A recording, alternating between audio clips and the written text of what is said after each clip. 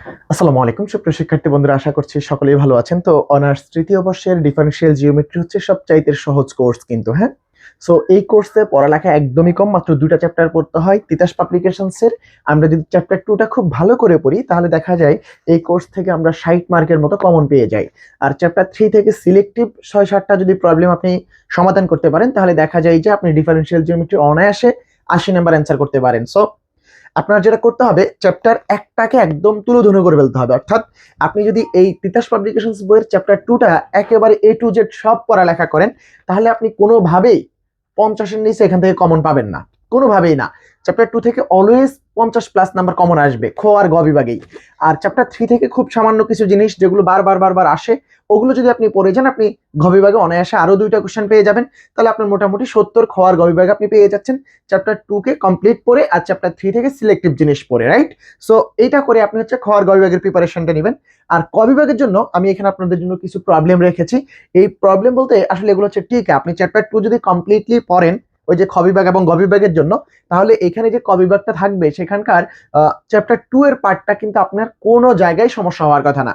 So আপনি যেহেতু complete chapter পড়বেন তার মানে চ্যাপ্টারের টিকা শব্দার্থ সবকিছু আপনি এখান থেকে ক্লিয়ারলি পড়ে যাচ্ছেন। সো এখানে তাহলে আপনার তো ক বিভাগের জন্য আলাদা প্রিপারেশন নেওয়ার কোনো কারণ নেই। তারপরও কিছু স্টুডেন্ট আপনারা আছেন তারা চান যে আপনাদেরকে যেন ক বিভাগের প্রশ্ন কোনগুলো গুরুত্বপূর্ণ সেটা যেন আমি বলে দেই। তো আমি সেজন্যই আপনাদের জন্য এখানে ক বিভাগের প্রশ্নগুলো নিয়ে আসছি। প্রায় সব প্রশ্নই এখানে আছে, আমি শুধু যেগুলো গুরুত্বপূর্ণ ওগুলো নিয়ে কথা বলবো, বাকিগুলো স্কিপ করে যাব, ঠিক আছে? তো দেখতে থাক। এখানে একটা কথা বলি, আমি এখানে তো আপনাকে সবকিছু বুঝাইতে পারবো না। কেন বুঝাইতে পারবো না? কারণ এই চ্যাপ্টারগুলো, এই যে এই ডিফারেনশিয়াল জিওমেট্রি, যে স্পেসে বক্ররেখা এবং স্পেসে বক্রতল, এই দুইটা জিনিস আমরা যখন বেসিক থেকে অ্যাডভান্স পড়াচ্ছিলাম তখন কিন্তু আমরা ডিটেলসে সবগুলো সংজ্ঞা পুঙ্খানুপুঙ্খানু পড়িয়েছি। তো এখন আপনি যদি বলেন যে আমাকে ওইভাবে পড়িয়ে দেন তাহলে আমার দেখা যাবে যে এই ক বিভাগের ক্লাসটা হয়ে যাবে 5 ঘন্টা, যেটা আমার আসলে ক্লাস দিয়ে লাভ নেই, আপনারা দেখতে পারবেন না, অতটুকু সময় আপনাদের নেই। সো এখন যেটা করবেন, আমি এখানে যে প্রবলেমগুলোর কথা বলবো বা যেগুলো নিয়ে একটু একটু কথা বলবো ওগুলাকে আপনি হচ্ছে মুখস্থ করে হোক যেভাবে হোক, আর যারা আমাদের পেইড ব্যাচ আছেন তাদের তো বুঝতে অসুবিধা হওয়ার কথা না, আমরা এগুলো পড়িয়েছি। সো তারা এগুলো পারবেন। তো তাদেরকে আমি জাস্ট ওই প্রবলেমগুলো যখন ধরবো, যেই যেই শব্দগুলো বা যেই যেই প্রশ্নগুলো নিয়ে আমি কথা বলবো ওগুলো আপনি ক বিভাগের জন্য পড়ে যাবেন। তো আশা করছি আপনাদের সবার উপকার হবে, ক্লাসটা এনজয় করতে থাকেন। এবারে শুনেন, প্রথম গুরুত্বপূর্ণ প্রশ্ন বলতে আমার এখানে প্রথম প্রশ্নটা আমরা একটু পড়বো। প্রথম প্রশ্নটা কেন পড়বো, এটা হচ্ছে এই চ্যাপ্টারের বেসিক। কি বলছে যে একটি একটি যে কোনো বক্ররেখার ভেক্টর সমীকরণ লিখো। যে কোনো বক্ররেখার ভেক্টর সমীকরণ সাধারণত আর দ্বারা ভেক্টরকে প্রকাশ করা হয়, অবস্থান ভেক্টর। সো অবস্থান ভেক্টর হচ্ছে আমরা যখন ত্রিমাত্রিক তলে বা বক্রতলে যখন এই অবস্থান ভেক্টর বা বক্ররেখার অবস্থান ভেক্টর চাইবো তখন সেইখানে আমরা সাধারণত একটা অবস্থান ভেক্টরের সমীকরণ আমরা জানি, আর vector equals to X I plus Y J plus Z K. Z K এটা হচ্ছে বক্ররেখা, এটা হচ্ছে সাধারণত একটা কি অবস্থান ভেক্টর, রাইট? সাধারণত একটা অবস্থান ভেক্টর হচ্ছে এইটা, সাধারণ একটা অবস্থান ভেক্টর হচ্ছে এইটা, এটা আমরা ইন্টারমিডিয়েটে শিখছি। বাট এটা যেহেতু বক্ররেখার ভেক্টর ভেক্টর সমীকরণ চাইছে তখন আমাদের এই এক্সটা কিন্তু আর সিম্পলি এক্স হবে না, এক্সটা আবার কিন্তু নতুন একটা চলকের ফাংশন হবে বা পরামিতির ফাংশন হবে। সেই ফাংশনটাকে এক্স কে আমরা প্রকাশ করতে পারবো এক্স ইউ দ্বারা অথবা এক্স এস দ্বারা, ঠিক আছে? ইচ্ছা আমাদের, তবে আমরা এক্স ইউ দ্বারা প্রকাশ করব বক্ররেখার ক্ষেত্রে। ওয়াই কেও সেম ওয়েতে ওয়াই ইউ এবং জেড কেও সেম ওয়েতে জেড ইউ। এগুলোর বেসিক আমরা ওই যে লেকচারগুলোতে সিরিয়াল বাই সিরিয়ালি পড়িয়েছি। চ্যাপ্টার 2 তে আমাদের টোটাল 31টা লেকচার, 31টা লেকচারে এগুলো প্রত্যেকটা জিনিস আমরা টপিক বাই টপিক স্পেসিফিক করে আলোচনা করেছি। সো এইটা হচ্ছে আমাদের বক্ররেখার ভেক্টর সমীকরণ কি, আর আর ইকুয়ালস টু হচ্ছে X of U I plus Y of U J plus Z of U K. এটা হচ্ছে বক্ররেখার কি, বক্ররেখার একটা ভেক্টর সমীকরণ, রাইট? সো আমরা প্রথমে বক্ররেখার ভেক্টর সমীকরণ যদি পরীক্ষা আসে আমরা এটা লিখতে পারবো আই থিঙ্ক। তো আমাদের সেইটা আসার চান্স খুবই কম। বাট এইটা একটু দেখেন, ত্রিমাত্রিক বক্ররেখার সংজ্ঞা দাও। তো এই যে আমরা এই মাত্র যে বক্ররেখার ভেক্টর সমীকরণটা লিখলাম সেটার দিকে তাকান, আর এই যে এখানে প্রশ্নটার অ্যান্সারের দিকে তাকান, এই যে উপরের এই অ্যান্সারের দিকে তাকান আর এটার দিকে তাকান, আপনি বুঝে যাবেন। ত্রিমাত্রিক বক্ররেখার সংজ্ঞা হচ্ছে যে একটি কার্টেসিয়ান ত্রিমাত্রিক বিন্দু সঞ্চার পথকে ত্রিমাত্রিক বক্ররেখা বলে। আমি একটু আগে বলছি যে আমরা ত্রিমাত্রিক তলে একটা অবস্থান ভেক্টর এক্স ওয়াই জেড যদি হয়, এটাকে আমরা আর দ্বারা এটার অবস্থান ভেক্টর ডিনোট করি। এটা যদি ফি বিন্দু হয় তাহলে ফি বিন্দুর অবস্থান ভেক্টর আর, আর মানে হচ্ছে ওপি, ওপি ভেক্টর, রাইট? এটা হচ্ছে স্থানাঙ্কের মূল বিন্দু থেকে, এটা হচ্ছে ফি বিন্দু এক্স ওয়াই জেড। সো এই ওপি ভেক্টরটা সাধারণত আর ইকুয়ালস টু ওপি, এই যে এইটা, আর এটা সমান হচ্ছে X I plus Y J plus Z K. এটা হচ্ছে আমার ত্রিমাত্রিক স্থানাঙ্ক ব্যবস্থা, একটা ভেক্টরের অবস্থান ভেক্টর, একটা বিন্দুর অবস্থান ভেক্টর। তো যখন আমার এখানে বলছে ত্রিমাত্রিক বক্ররেখার সংজ্ঞা দাও, এই জিনিসটাই, আর কিছু না, এই জিনিসটাই একটি কার্তেশীয় ত্রিমাত্রিক বিন্দু, এই যে কার্তেশীয় ত্রিমাত্রিক বিন্দু, এইটার সঞ্চারপথ মানে কি চলার পথ। এখন এই যে এই চলার পথটা হচ্ছে সরল রৈখিক, কিন্তু বক্ররেখার ক্ষেত্রে এটা সরল রৈখিক না হয়ে এরকমও হইতে পারে, এরকমও হইতে পারে। তখন এটাকে আমরা বলবো হচ্ছে এই যে এই বক্ররৈখিক যে পথটা বা বক্ররৈখিক যে সঞ্চার পথটা, তাহলে সেটা কার চলার পথ? এই পি বিন্দুর চলার পথ।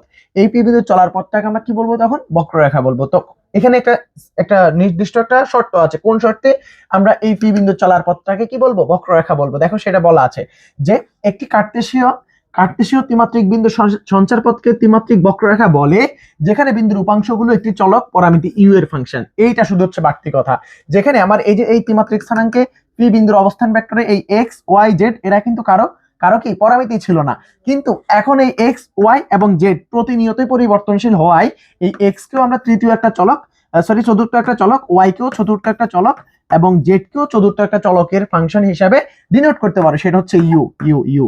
তাহলে আমরা বলবো হচ্ছে এই বিন্দুর চলার পথটাই হচ্ছে কি? ত্রিমাত্রিক বক্ররেখা। আশা করছি আপনি এটুকু বুঝতে পারছেন যে কি বলছে প্রশ্ন, যে ত্রিমাত্রিক বক্ররেখার সংজ্ঞা দাও। আই থিঙ্ক বক্ররেখার সংজ্ঞা আপনি ক্লিয়ারলি বুঝছেন। এবার আসেন দুইটি বক্ররেখার সমীকরণ লিখো। তো দুইটি বক্ররেখার সমীকরণ খুবই সিম্পল হিসাব। আপনি ইন্টারমিডিয়েট যে ভেক্টর এই বিন্দুটা শিখেছেন, এই বিন্দুর অবস্থান ভেক্টর ছিল ওপি, রাইট? তো ওপি কে আমি কিভাবে প্রকাশ করছি? ওপি কে আমি প্রকাশ করছি এক্স ওয়াই জেড, এটা হচ্ছে ত্রিমাত্রিক স্থানাঙ্ক ব্যবস্থায় এরকম একটা বিন্দু। যখন এই বিন্দু সঞ্চারপথটা বক্ররেখা হবে তখন এই ভেক্টরটা আর এক্স ওয়াই জেড এর সিম্পল হবে না। এক্সটাও তখন কার হবে? ইউ এর ফাংশন হবে, ওয়াইটাও তখন ইউ এর ফাংশন হবে, জেডটাও কি ইউ এর ফাংশন হবে।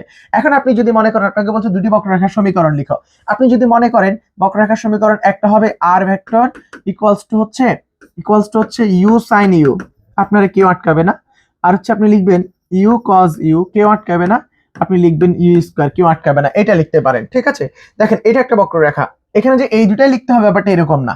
আপনার আরেকটা ভেক্টর সেটা ধরেন হচ্ছে আর ওয়ান ভেক্টর, সেটা equals to u square u তারপর 2u কিউব লিখতে পারেন, এটা একটা বক্ররেখা। সো এই যে আলটিমেটলি এক্সটা হচ্ছে ইউ এর ফাংশন, ওয়াইটাও ইউ এর ফাংশন, জেডটাও কি ইউ এর ফাংশন। এরকম করে বসিয়ে দিলেই আপনি হচ্ছে কি পেয়ে যাবেন? বক্ররেখার ইকুয়েশন পেয়ে যাবেন, ঠিক আছে? তারপর একটা কোশ্চেন আছে, তির্যক রেখা কাকে বলে? তির্যক রেখা কাকে বলে? উত্তর হচ্ছে অসমতলীয় বক্ররেখাকে তির্যক রেখা বলা হয়। অসমতলীয় মানে কি? দেখেন অসমতলীয় মানে হচ্ছে আপনি একটা রেখাকে তির্যক বক্ররেখা বলতে হলে এই যে এইটা চিন্তা করতে পারেন, একটা সমতলে নেই। সো একটা সমতলে না থাকলে অসমতলীয় হয়। অসমতলীয় বক্ররেখাকে সাধারণত কি বলা হয়? তির্যক বক্ররেখা বলা হয়। এগুলোর বেসিক একবার ডিটেলস আমরা 31টা লেকচারে পড়িয়েছি চ্যাপ্টার 2 তে। সো এই কারণে আমি এখানে খুব ডিটেলস পড়াবো না, আমি শুধু কোশ্চেনগুলো কোনগুলো গুরুত্বপূর্ণ আপনি সেটা এখান থেকে বেসিক্যালি শিখতে পাবেন, ঠিক আছে? সো এই পেজটাতে আপনাকে আমি আসলে শেখানো তেমন কিছু নেই, এগুলো পরীক্ষা আসার মতো না। সো আমরা পরবর্তী পেজে চলে যাচ্ছি। আমাদের কবিভাগে আসার মতো আরেকটা প্রবলেম, এই যে এইটা একটু দেখতে পারেন যে আর ইকুয়ালস টু আর ইউ, অর্থাৎ এটা একটা কি রেখা? এটা একটা একক স্পর্শক ভেক্টর। হ্যাঁ, একক আর ইকুয়ালস টু আর ইউ হলে একক স্পর্শক ভেক্টর লিখো। এটা একটা বক্ররেখার সমীকরণ। আমাকে বলছে একক স্পর্শক ভেক্টর। খুব ভালো করে শুনে রাখেন যে একটা বক্ররেখাকে পরামিতি ইউ এর সাপেক্ষে ডেরিভেটিভ করলে, পরামিতি ইউ এর সাপেক্ষে ডেরিভেটিভ করলে যেটা পাওয়া যায় সেইটার দিকে একক ভেক্টরটাই হচ্ছে কি? একক স্পর্শক ভেক্টর। তাহলে ভালো করে খেয়াল করেন, একক স্পর্শক ভেক্টর কি? আমরা হচ্ছে আর ইকুয়ালস টু আর ইউ, এই যে এই বক্ররেখাটাকে কার সাপেক্ষে ডেরিভেটিভ করব? ইউ এর সাপেক্ষে ডেরিভেটিভ করব। ইউ এর সাপেক্ষে ডেরিভেটিভ করলে যেটা পাবো সেটা হচ্ছে একটা ভেক্টর। আর ওটা হচ্ছে স্পর্শক ভেক্টর। ইউ এর সাপেক্ষে যদি আমরা আর কে যদি ডেরিভেটিভ করি, অর্থাৎ একটা বক্ররেখাকে ইউ এর সাপেক্ষে ডেরিভেটিভ করে যেটা পাওয়া যায় সেটা হচ্ছে স্পর্শক ভেক্টর। আর ওই স্পর্শক ভেক্টরের দিকে একক ভেক্টর যেটা, সেটাই হচ্ছে একক স্পর্শক ভেক্টর। তাহলে আমি যদি বলি যে আমার আর বক্ররেখা হচ্ছে আর অফ ইউ, এটা একটা ভেক্টর। এই ভেক্টরকে যদি আমি ইউ এর সাপেক্ষে ডেরিভেটিভ করি তাহলে সেটা হবে d r vector by d u. এটাকে আমরা সাধারণত আর ডট দ্বারা প্রকাশ করে থাকি এই ডিফারেনশিয়াল জিওমেট্রিতে। সো এই আর ডটটা হচ্ছে স্পর্শক ভেক্টর। তাহলে এই আর ভেক্টরের দিকের একক ভেক্টরটা হচ্ছে একক স্পর্শক ভেক্টর। তাহলে একক স্পর্শক ভেক্টরকে টি দ্বারা প্রকাশ করা হয়। তাহলে টি সমান কি আর ভেক্টর বাই আর ভেক্টরের মান। তাহলে আর ডট ভেক্টর বা হচ্ছে কি তার মডুলাস। আই থিঙ্ক আপনারা এটা বুঝতে পারছেন, এখানে তা লেখা আছে, ঠিক আছে। তাহলে একক স্পর্শক ভেক্টর কাকে বলে? আমরা আর একটা বক্ররেখাকে যদি ইউ এর সাপেক্ষে ডেরিভেটিভ করি তাহলে পাবো হচ্ছে স্পর্শক ভেক্টর। আর ওই স্পর্শক ভেক্টরের দিকের একক ভেক্টরটা হচ্ছে একক স্পর্শক ভেক্টর। দ্যাট মিন্স কোন একটা ভেক্টরকে তার মান দ্বারা ভাগ করলে সেই দিকের একক ভেক্টর পাওয়া যায়। সো আমাদের এই স্পর্শক ভেক্টর আর ডট কে তার মান দ্বারা ভাগ করলে তার দিকের একটা একক ভেক্টর পাওয়া যাবে। সেই একক ভেক্টরটার নামই হচ্ছে একক স্পর্শক ভেক্টর। আশা করছি আপনারা ক্লিয়ারলি বুঝে গেছেন একক স্পর্শক ভেক্টর কাকে বলে, সেটা পরীক্ষা আসলে সুন্দর করে লিখে দিতে পারবেন। ওকে, কোন বক্ররেখার স্পর্শক রেখা কাকে বলে এটা ভাই আপনি জাস্ট পড়ে নেবেন, পরীক্ষা আসার চান্স কম, 12 সালে একবার এসেছে, পড়ে নেবেন। তো স্পর্শক রেখা কাকে বলবে, কোন বক্ররেখার স্পর্শক রেখা কাকে বলে এটা আপনি বুঝবেন যে দেখেন এই যে এখানে যে চিত্রগুলো আছে না, এগুলো একটু ভালো করে খেয়াল করেন। এই যে এই ফি কিউ, তারপরে এই যে ফি কিউ, এরা যদি এমন হয় যে এরা এই বক্ররেখাকার ছেদ করে না, তখনই তো আমরা সেটাকে, অর্থাৎ পি কিউ রেখা যদি y equals to F of X বক্ররেখাকে ছেদ না করে, তখন আমরা সেটাকে কি বলবো? সেটাকে আমরা বলবো হচ্ছে স্পর্শক রেখা, যেখানে এই পি বিন্দুটা অলওয়েজ কার উপরে থাকবে? বক্ররেখার উপরে থাকবে, ঠিক আছে। তো এখানে এই কথাটাই বলা আছে, দেখেন যে y equals to F of x বক্ররেখার উপরস্থ পি বিন্দুতে পি কিউ ছেদক সরল রেখার সীমাস্থ অবস্থানের সরল রেখা পিটি হয়, তখন এই কিউটা পি এর অতি নিকটবর্তী যদি হয় তবে পিটিকে পি বিন্দুতে ওই বক্ররেখার স্পর্শরেখা, সংক্ষেপে স্পর্শক বলা হয়। তো আশা করছি এটুকু বুঝছেন। এরপর আসেন, প্রশ্ন বলছে কি একটি বক্ররেখার দুইটি বিন্দুর মধ্যবর্তী চাপ দৈর্ঘ্য নির্ণয়ের সূত্রটি। ভালো করে শুনে রাখেন, আমরা চাপ দৈর্ঘ্যকে এস দ্বারা প্রকাশ করব। কি দ্বারা? এস দ্বারা প্রকাশ করব। চাপ দৈর্ঘ্যকে এস দ্বারা প্রকাশ করব। আর আমাদের ইউ হচ্ছে আরেকটা পরামিতি, এস হচ্ছে আরেকটা পরামিতি। তাহলে এই চাপ দৈর্ঘ্য এস নির্ণয়ের সূত্র হচ্ছে ইন্টিগ্রেশন অফ ইউ নট থেকে ইউ পর্যন্ত, আর এদিকে হচ্ছে স্পর্শক ভেক্টরের মডুলাসকে ইউ এর সাপেক্ষে কি করব? ইউ এর সাপেক্ষে ইন্টিগ্রেশন করব। এইটা করলে যে রেজাল্ট আসবে সেই রেজাল্টটাই হচ্ছে চাপ দৈর্ঘ্য। তাহলে চাপ দৈর্ঘ্য নির্ণয়ের সূত্র কি? চাপ দৈর্ঘ্য নির্ণয়ের সূত্র হচ্ছে S equals to integration of lower limit হচ্ছে ইউ নট, আপার লিমিট হচ্ছে ইউ, আর ইন্টিগ্রেশনটা করব কাকে? স্পর্শক ভেক্টরের মডুলাসটাকে। কার সাপেক্ষে? নিশ্চয় আমি লিমিট ইউ যেহেতু বসিয়েছি তাহলে ইউ এর সাপেক্ষেই ইন্টিগ্রেশনটা করতে হবে। আশা করছি এটুকু ব্যাপার ক্লিয়ারলি বুঝে গেছেন যে একটি বক্ররেখার দুটি বিন্দুর মধ্যবর্তী চাপ দৈর্ঘ্য নির্ণয়ের সূত্রটি লিখো, সরাসরি লিখে দিবেন। এটা কিন্তু সুপার ডুপার ইম্পর্টেন্ট। এসডিআই পরীক্ষা আসার চান্স অনেক বেশি, ক বিভাগ এটা। তো এটা একটু কোনোভাবে ভুল করবেন না, এটা অবশ্যই শিখে যাবেন। এরপর আপনার এখানে পরের যে প্রশ্নটা, এটা একটু পড়ে যাবেন, এটা আসার চান্স কম, ঠিক আছে, বাট এটা একটু পড়ে যাবেন। এটা কি? এত বিন্দুতে, এই যে এত ফি একটা বিন্দুতে আপনি স্পর্শকের সমীকরণ লিখবেন। স্পর্শকের সমীকরণ বেসিক থেকে আমরা ডিটেলস কিভাবে এসছে না আসছে সবই পড়িয়েছি। আপনি জাস্ট এখানে এখন যেহেতু ক বিভাগের জন্য পড়তেছেন, এই যে এই সমীকরণটাকে বলা হয় স্পর্শকের সমীকরণ। খুব ভালো করে খেয়াল করেন, এটাকে বলা হয় স্পর্শকের সমীকরণ যখন আমি এস এর সাপেক্ষে ডেরিভেটিভ করে প্রকাশ করব। আর এটাকেও স্পর্শকের সমীকরণ বলা হয় যখন আমি পরামিতি ইউ এর সাপেক্ষে ডেরিভেটিভ করে করব। সো এই জিনিসটা আপনারা একটু ক্লিয়ারলি ধারণা রাখবেন। তো এটা হচ্ছে এখানে দুটা পরামিতি আছে এই চ্যাপ্টারে, একটা ইউ আর একটা এস। আমরা এস এর সাপেক্ষে ডেরিভেটিভ করলে হচ্ছে প্রাইম দিব, আর ইউ এর সাপেক্ষে ডেরিভেটিভ করলে সেটাকে দিব হচ্ছে কি ডট। সো এটা আমরা এই চ্যাপ্টারের জন্য একবারে প্রথমে বেসিক ক্লাসগুলোতে কিন্তু ক্লিয়ার করেছি। সো তারপরের প্রবলেম কি, যে এনতম ক্রমের স্পর্শক বলতে কি বোঝায়? এটা কোনো ব্যাপার না, এটা আপনারা পড়লেই পারবেন। ব্যতিচার বিন্দু কাকে বলে? ব্যতিচার বিন্দু, এটা অত্যন্ত গুরুত্বপূর্ণ একটা প্রবলেম। ব্যতিচার বিন্দু হচ্ছে যে আর ইকুয়ালস টু আর এস, অর্থাৎ এটা হচ্ছে এস পরামিতির ফাংশন হিসেবে আমরা বিবেচনা করছি। যদি ইউ এর করতাম তাও দেখাইতে পারতাম, সমস্যা নেই। আমরা এস এর সাপেক্ষে যদি বলি আর ইকুয়ালস টু আর এস রেখার উপরস্থ ফি এস মানে এস পরামিতির একটা বিন্দু, মানে এস পরামিতির একটা বিন্দুকে ব্যতিচার বিন্দু বলে যদি এই ফি এস বিন্দুতে আর ডাবল ড্যাশ ইকুয়ালস টু 0 হয়। আর ডাবল ড্যাশ ইকুয়ালস টু 0 মানে কি, আর কে এস এর সাপেক্ষে দুইবার ডেরিভেটিভ করলে যদি রেজাল্ট 0 আসে, তখন গিয়ে আমরা ওই ওই বিন্দুটাকে, যে বিন্দুতে আর ডাবল ড্যাশের ভ্যালুটা 0 আসবে, সেই বিন্দুটাকে বলবো হচ্ছে আমরা কি বিন্দু, ব্যতিচার বিন্দু। আই থিঙ্ক আপনারা ব্যতিচার বিন্দু কাকে বলে বুঝে গেছেন। তারপরে ব্যতিচার বিন্দুতে স্পর্শক, ব্যতিচার স্পর্শক কাকে বলে, ওই ব্যতিচার বিন্দুর যে স্পর্শকটা সেটাকে মূলত ব্যতিচার বিন্দুতে স্পর্শক বলা হয় বা ব্যতিচার স্পর্শক বলা হয়, ঠিক আছে। তারপরে বলছে একক স্পর্শ ভেক্টর বলতে কি বুঝো, একক স্পর্শ ভেক্টর বলতে কি বুঝো, এটা কিন্তু সুপার ডুপার ইম্পর্টেন্ট। একক স্পর্শ ভেক্টর বলতে কি বোঝায়, এটা কিন্তু সুপার ডুপার ইম্পর্টেন্ট, পরীক্ষায় এটা আসার চান্স অনেক বেশি।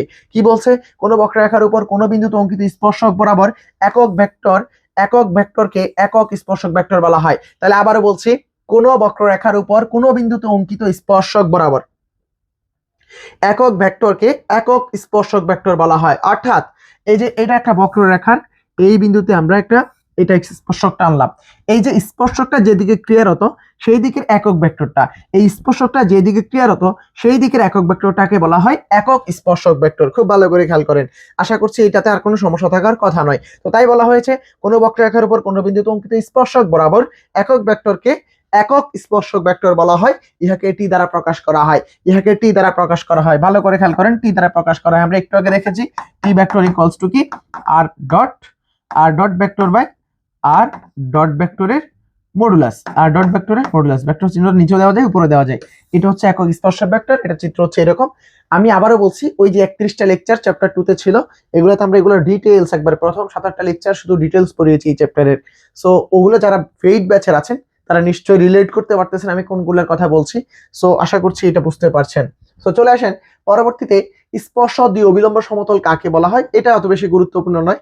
একক অবিলম্ব ভেক্টর বলতে কি বোঝায়, অত বেশি গুরুত্বপূর্ণ নয়, পরীক্ষায় ক বিভাগের জন্য অন্তত এগুলো আসার চান্স নেই খুব একটা।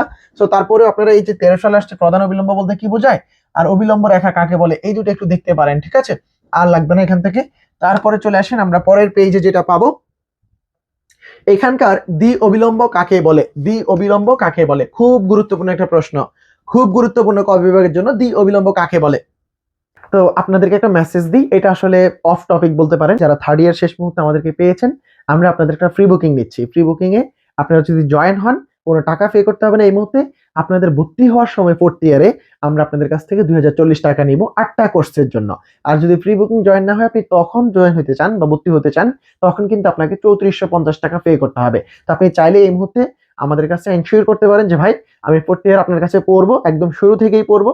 আমরা কিন্তু মার্চের 10 তারিখ থেকেই ক্লাস শুরু করে দিব এবং 5 মাসের মধ্যে আমাদের 8টা কোর্সের পড়া শেষ হবে। তো এই কমিটমেন্ট নিয়েই আমরা শুরু করব এবং কমিটমেন্ট ওয়াইজ যদি শেষ না হয় আপনাদের টাকা ব্যাক দিব। তো ওই টাইমটাতে যদি আপনি ভর্তি হন মার্চের 10 তারিখের আগে, তাহলে আপনি হচ্ছে অফার পাবেন যদি এখন এই মুহূর্তে প্রি বুকিং দেন। প্রি বুকিং দিতে কোনো টাকা লাগবে না, প্রি বুকিং দেওয়ার জন্য হোয়াটসঅ্যাপ নাম্বারটাতে যোগাযোগ করতে পারেন, তাহলে আপনি প্রি বুকিং দিয়ে দিতে পারবেন। প্রি বুকিং দেওয়ার ফলে আমরা যখন ভর্তি নিব তখন আপনি ভর্তি হয়ে যাবেন, এরপরে ক্লাস শুরু করব। তো আমরা দ্বি অবিলম্বর জন্য একটা চিত্র অঙ্কন করি আগে। এটা হচ্ছে একটা বক্ররেখা, এই বক্ররেখার এটা হচ্ছে বিন্দুতে স্পর্শক রেখা, এটা হচ্ছে অবিলম্ব রেখা, এবং এইদিকে আরেকটা রেখা আছে, এটাকে বলা হয় দ্বি অবিলম্ব রেখা। ভালো করে যদি আমরা খেয়াল করি, এখানে একটা তল আছে এরকমের, একটা তল আছে এরকমের, এবং এটা কিভাবে টানা যায়, তল আছে এরকমের। আপনি যদি একটু ভালো করে খেয়াল করেন, এই যে এটা হচ্ছে দ্বি অবিলম্ব ভেক্টর আর এটা হচ্ছে কি প্রধান অবিলম্ব তল, প্রধান অবিলম্ব ভেক্টর। তাহলে এই যে এইটা হচ্ছে উপরের দিকে, এটা হচ্ছে এই দিকে, এটা আর এটা কি পরস্পরের 90 ডিগ্রি অ্যাঙ্গেলে আছে, পরস্পরের 90 ডিগ্রি অ্যাঙ্গেলে আছে, তাহলে এটা হচ্ছে দ্বি অবিলম্ব ভেক্টর। এখানে তাই বলা হয়েছে যে দ্বি অবিলম্ব ভেক্টর কাকে বলে, প্রশ্ন কই দ্বি অবিলম্ব কাকে বলে, কোন বক্ররেখার কোন বিন্দুতে প্রধান অবিলম্বের সাথে লম্ব এবং প্রধান অবিলম্ব তল অবস্থিত, প্রধান অবিলম্ব তল অবস্থিত রেখাকে কি বলা হয়, দ্বি অবিলম্ব বলা হয়। এগুলো বেসিক আমরা পড়িয়েছি, ডিটেলস পড়ালেখা করিয়েছি, এগুলো আশা করছি আপনারা এগুলো বোঝার কথা, এগুলো জানার কথা।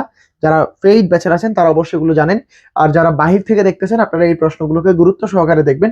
এরপরে এই যে দেখেন এই প্রশ্নটা, অবিস্পর্শতল বা স্পর্শ লম্বতলের ধারণাটি কি সেটা ব্যাখ্যা করো। এটা খুবই গুরুত্বপূর্ণ একটা কোশ্চেন, ক বিভাগের জন্য আসার চান্স অনেক বেশি। সো এটাকে একটু ফোকাস করে যাবেন, এই প্রবলেমটা খুবই গুরুত্বপূর্ণ। তারপরে দেখেন এখান থেকে আর লাগবে না, এখান থেকে আর লাগবে না, আমরা পরের পেজে চলে যাই। সো এখানে আর কোনটা আছে গুরুত্বপূর্ণ, এখানে আমি আপনাদেরকে অবিলম্ব সমতল ভেক্টর কি, অবিলম্ব সমতল ভেক্টর কি এটা একটু দেখবেন।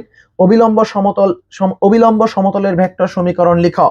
অবিলম্ব সমতলের ভেক্টর সমীকরণ খুবই গুরুত্বপূর্ণ, পরীক্ষা আসতে পারে। এটা আমরা ডট দিয়েও লিখতে পারি, প্রাইম দিয়েও লিখতে পারি। তো আমরা ডট দিয়ে লিখবো আর যে কোনো একটা ভেক্টর, আর যে কোনো একটা ভেক্টর, আর এই আর হচ্ছে আমাদের একটা জানা ভেক্টর, এই আর হচ্ছে একটা চলমান বিন্দু বলতে পারেন, আর এটা হচ্ছে আমাদের জানা ভেক্টর। এটার সাথে আমরা ডট গুণন করব এই আর এর একবার অন্তরীকরণ ইউ এর সাপেক্ষে।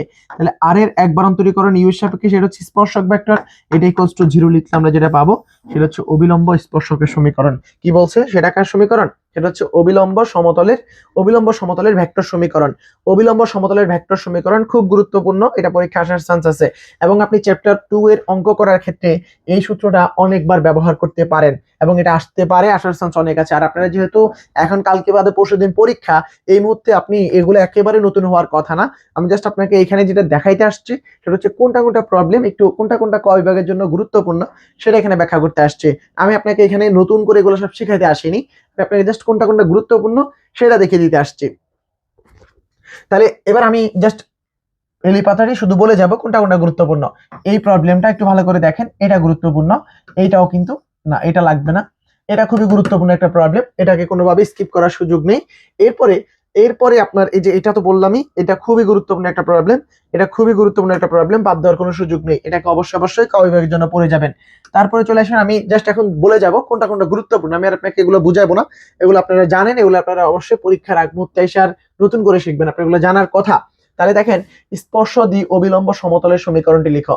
স্পর্শ দ্বি অবিলম্ব সমীকরণের সমতলের সমীকরণটি লিখো। তো স্পর্শ দ্বি অবিলম্ব ভেক্টরকে, স্পর্শ দ্বি অবিলম্ব ভেক্টর হচ্ছে n, আর স্পর্শ অবিলম্ব ভেক্টর হচ্ছে v, এবং আমাদের কি বলে, আমাদের স্পর্শ ভেক্টর হচ্ছে t। এই তিনটার সম্পর্কটা কেমন যদি আমি আপনাকে ব্যাখ্যা করি, তাহলে এই যে এটা একটা বক্ররেখা, এটা একটা বক্ররেখা, এই যে এই দিকে ক্রিয়ারত,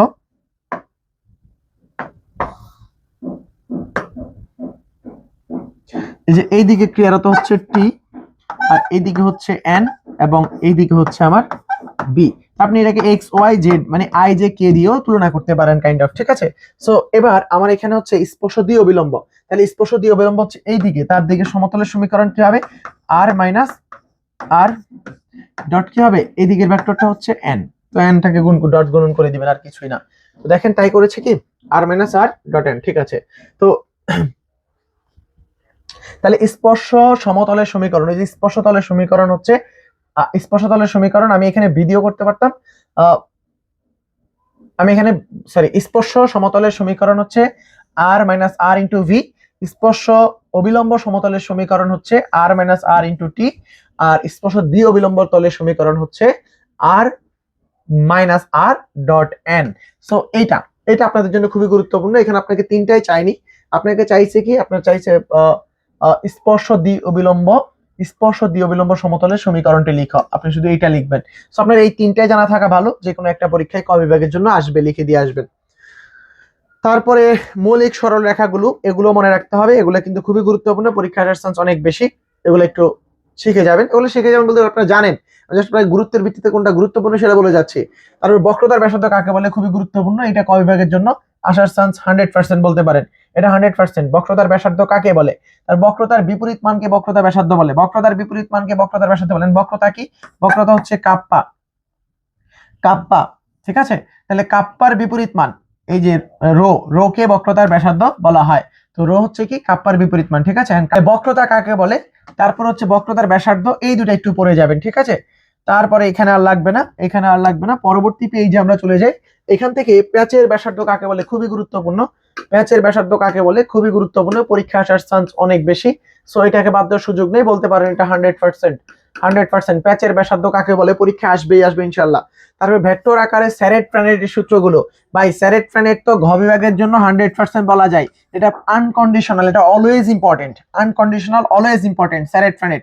সো এইটা আপনি ঘ বিভাগ খ বিভাগের জন্য না পড়ে ক বিভাগের জন্য কেন পড়বেন, আপনি তো আগ থেকে এটা জানেন, তো আপনার এটা জাস্ট এই সূত্রগুলো মনে রাখতে হবে আর কি। তারপরে স্যারেট ফ্রানেটের সূত্রটি ম্যাট্রিক্স আকারে লিখো, এইটাও কিন্তু খুবই গুরুত্বপূর্ণ, ঘ বিভাগের জন্য আসতে পারে। সো আপনি এই স্যারেট ফ্রানেট আকারে যত কিছু আছে কোনো কিছু বাদ দেওয়ার সুযোগ নেই, এগুলো সব পড়ে যেতে হবে।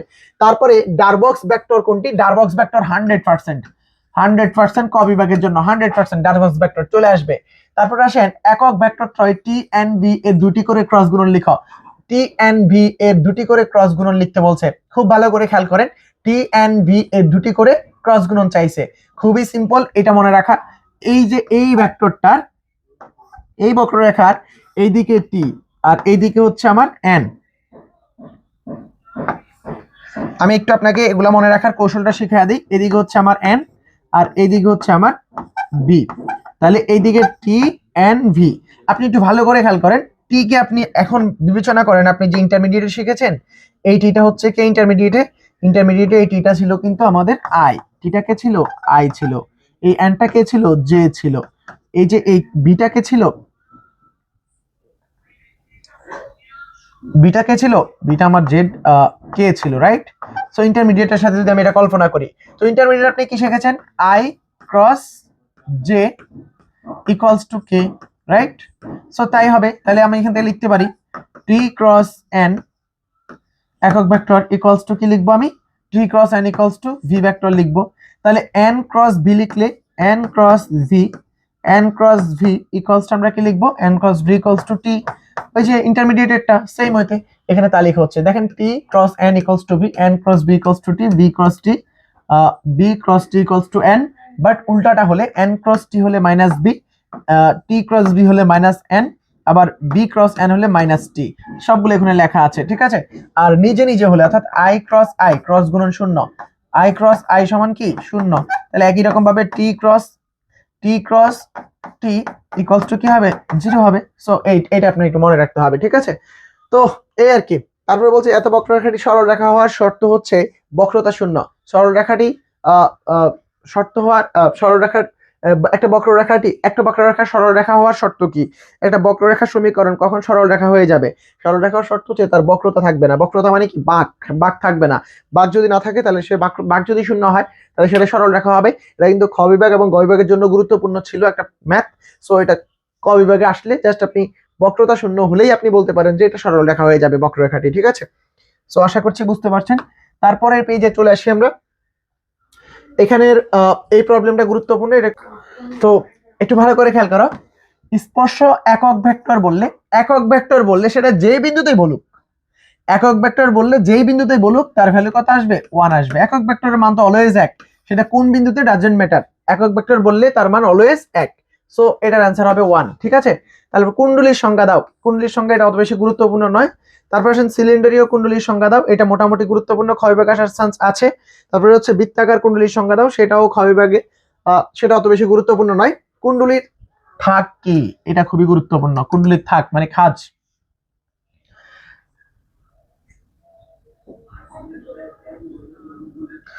এটা ক বিভাগের জন্য মোটামুটি 100% বলতে পারেন, 100% আসার চান্স আছে।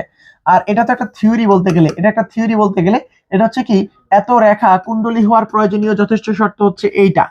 এত রেখা অর্থাৎ আর ইকুয়ালস টু আর এস, এই রেখাটি কুণ্ডলী হওয়ার প্রয়োজনীয় ও যথেষ্ট শর্তটি বর্ণনা ও প্রমাণ করো। এটা হচ্ছে আমার খ বিভাগের কোশ্চেন। সো এটা যদি আপনার ক বিভাগে আসে শুধুমাত্র উত্তরটা লিখতে হবে। সো এটা আপনি খ বিভাগের জন্য শিখতে হবে, শেখার পর আপনি এটা উত্তরটা শুধু মনে রাখতে হবে যে যদি আপনার এই ধরনের কোশ্চেন করে আর কি। তারপরে চলে যান, আমাদের এখানে আছে হচ্ছে ইভলিউটের সমীকরণ। ইভলিউটের সংজ্ঞা দাও। ইভলিউট খুবই গুরুত্বপূর্ণ। ইভলিউট হচ্ছে কিন্তু আমাদের গ বিভাগের জন্য একটা থিওরেম আসবে, ইভলিউটের সমীকরণ নির্ণয় করা, ঠিক আছে। সো এই ইভলিউটের এটা ক বিভাগে আসতে পারে, কখন একটা বক্ররেখাকে আমরা ইভলিউট বলবো, কখন একটা বক্ররেখাকে আমরা ইনভলিউট বলবো, দুটাই কিন্তু ইম্পর্টেন্ট। এটা হচ্ছে ইনভলিউটের সংজ্ঞা, আমাদের ইনভলিউটের কথা জানতে চাইছে, এবং ইভলিউটও কিন্তু গুরুত্বপূর্ণ আছে। তারপরে দেখেন ইভলিউট, এই যে এইটা, এই ইভলিউট এবং ইনভলিউট দুটাই কিন্তু গুরুত্বপূর্ণ, দুটাই আসার চান্স আছে ক বিভাগে সরি। আর এটা তো আমাদের হচ্ছে খ বিভাগে এবং গ বিভাগে আসার চান্স অনেক বেশি, যে ইভলিউটের সমীকরণ প্রতিষ্ঠিত করো এটা। সো এটা খুবই গুরুত্বপূর্ণ, পরীক্ষার হলে যাওয়ার আগে অবশ্যই এনশিওর করবেন যে এটা আপনি খ বিভাগ, গ বিভাগ এবং ক বিভাগের জন্য অ্যান্সার করার প্রস্তুতি নিয়ে যাচ্ছেন। সো তারপরে আসেন যে স্পর্শকের গোলকীয়, এটা অত বেশি গুরুত্বপূর্ণ নয়। তারপরে এখানকার শঙ্খবৃত্ত কাকে বলে, শঙ্খবৃত্ত একটি সমতলীয় বক্ররেখাকে শঙ্খবৃত্ত বলে, শেষ। তারপর আসেন শঙ্খবৃত্ত ও কুণ্ডলীর মধ্যে পার্থক্য কি, এটা জাস্ট পড়ে যাবেন, ঠিক আছে। শঙ্খবৃত্ত একটি সমতলীয় বক্ররেখা এবং কুণ্ডলী একটি স্পেসে বক্ররেখা। তাহলে স্পেসে যদি একটা বক্ররেখা থাকে সেটাকে আমরা বলবো হচ্ছে কি, সেটাকে আমরা বলবো হচ্ছে কুণ্ডলী। আর যদি একটা তলের মধ্যে একটা বক্ররেখা থাকে, মানে এই যে এইটা হচ্ছে একটা তলের মধ্যে বক্ররেখা, আর স্পেসের বক্ররেখা হচ্ছে যে এরকম এরকম, এইখানে বিবেচনা করতে পারেন। তাহলে দ্বিমাত্রিক তলে যদি থাকে সেটাকে আমরা বলবো হচ্ছে শঙ্খবৃত্ত, আর সেটা যদি স্পেসে চলে আসে মানে ত্রিমাত্রিকে চলে আসে তখন সেটাকে আমরা বলবো হচ্ছে কুণ্ডলী বা প্যাচ বা কুণ্ডলী। তারপর বার্ট্রান্ড কার্ভ, এটা খুবই গুরুত্বপূর্ণ। বার্ট্রান্ড কার্ভ কাকে বলে, এটার একটা চিত্র ছিল। বার্ট্রান্ড কার্ভ কাকে বলে এটা আমরা পড়িয়েছি, ব্যাখ্যা দিয়েছি।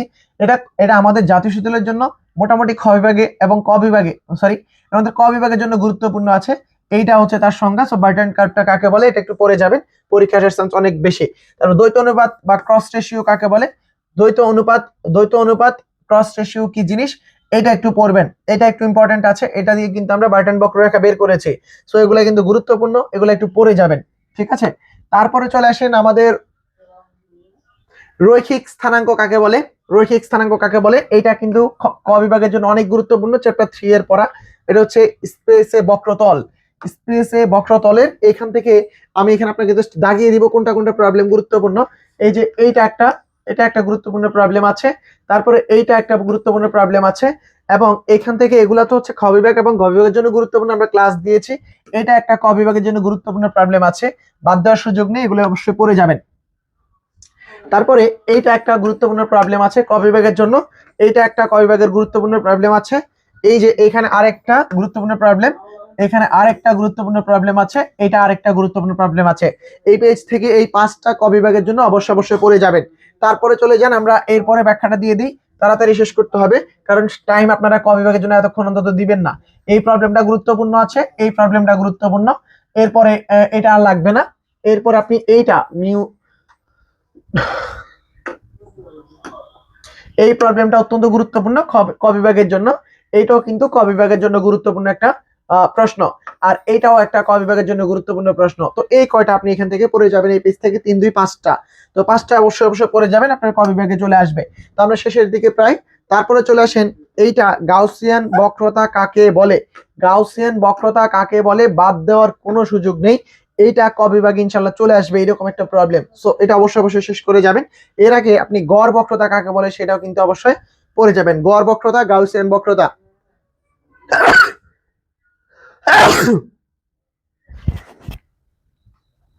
এই দুইটার একটা তো অবশ্যই চলে আসবে, অবশ্যই অবশ্যই এগুলো দুইটাই পড়ে যাবেন। তারপর রড্রিগের সূত্র তো আপনার খ বিভাগ এবং গ বিভাগের জন্য গুরুত্বপূর্ণ, রড্রিগের সূত্র, সো আপনি এটা মনে রাখতে হবে। তারপরে চলে যান, এখানে আমার গড় বক্রতা কাকে বলে তো গেলই। তারপরে আছেন গাউসিয়ান বক্রতা, সেটাও গেল। এরপরে উইনগার্টেনের সমীকরণ, উইনগার্টেনের সমীকরণ প্রমাণ অনেক বড় প্রমাণ, এটা পরীক্ষায় খ বিভাগ এবং গ বিভাগেও আসতে পারে। সো আপনি সমীকরণটা মনে রাখতে পারলে ক বিভাগে আসলে লিখে দিতে পারবেন। ন্যূনতম বা লঘুতলের সংজ্ঞা দাও, এটা খুবই গুরুত্বপূর্ণ, ন্যূনতম বা লঘুতলের সমীকরণ। সো তারপরে আমরা চলে যাই এই পেজ থেকে, আপনি তৃতীয় মৌলিক আকার কার, ম্যাট্রিকের তৃতীয় মৌলিক আকারটা অবশ্যই শিখে যাবেন, পরীক্ষা আসার চান্স অনেক বেশি। তারপর আপনার এইটাও পড়ে যেতে হবে। এরপরে এখান থেকে আপনি পড়ে যাবেন হচ্ছে এইটা এবং এইটা, এই 4টা এখান থেকে পড়ে যাবেন। তারপরে চলে যাই আমরা পরের পেজে, কি আছে লাস্ট পেজ। তো লাস্ট পেজ থেকে আপনি আসলে পড়ার মতো আমি আপনাকে এই 42 আর 43 এই দুইটা, ডুফিনের নির্দেশক কি এবং হচ্ছে কোন বিন্দু ইলিপ্টিক, ইলিপ্টিক হাইপারবোলিক বা প্যারাবোলিক হওয়ার শর্ত কি, অর্থাৎ ইলিপ্টিক মানে হচ্ছে উপবৃত্তাকার এবং হাইপারবোলিক মানে হচ্ছে অধিবৃত্তাকার, প্যারাবোলিক মানে হচ্ছে পরাবৃত্তাকার হওয়ার শর্ত কি সেটা আমার কাছে জানতে চাইছে।